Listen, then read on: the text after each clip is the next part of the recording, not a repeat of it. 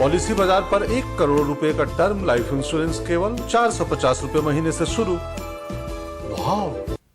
और जिस पुरानी पेंशन योजना का हम जिक्र कर रहे थे, उसको गैर बीजेपी शासित राज्यों में खूब हवा दी गई है। हाल ही में पूरे हुए हिमाचल प्रदेश चुनाव में भी कांग्रेस ने पुरानी पेंशन योजना को बड़ा मुद्दा बनाया। कैबिनेट विस्तार से ठीक पहले भी मुख्यमंत्री सुक्खू ने एक बार फिर कहा कि पहली कैबिनेट में ही पुरानी पेंशन स्कीम जो है उसे फिर से लागू कर दिया जाएगा। लेकिन इसे लेकर योजना आयोग के पूर्व उपाध्यक्ष और जो प्रधानमंत्री मनमोहन सिंह के सिपहसालार होते थे, मोंटेक सिंह अहलूवालिया, उन्होंने कार्यक्रम के दौरान इसे एक तरह से बेतुका बता दिया है। उन्होंने कहा कि कुछ राज्य सरकारों द्वारा पुरानी पेंशन योजना को फिर से शुरू करना वित्तीय दिवालियेपन की रेसिपी है।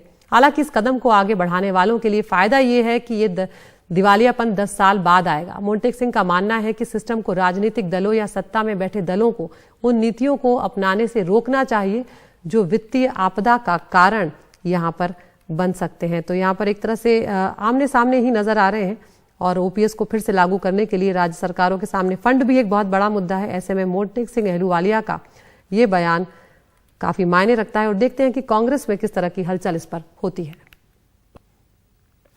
I certainly share the view that this move is absurd. I mean, it's a recipe for just financial bankruptcy. The big advantage of those who push the move is that bankruptcy will come 10 years later.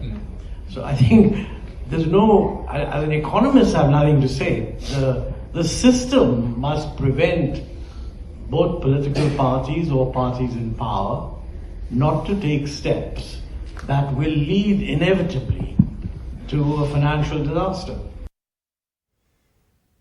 तो इसे वित्तीय दिवालियेपन की recipe वो यहाँ पर बता रहे हैं। लेकिन उनसे इतर जो राजस्थान के मुख्यमंत्री अशोक गहलोत, उन्होंने पुरानी पेंशन स्कीम का पक्ष लेते हुए कहा कि ओपीएस लागू करते ही देश ने 60 साल तक प्रगति की है। एक सवाल मेरे दिमाग में आता है जो मैं आप लोगों से शेयर करना चाहता हूँ।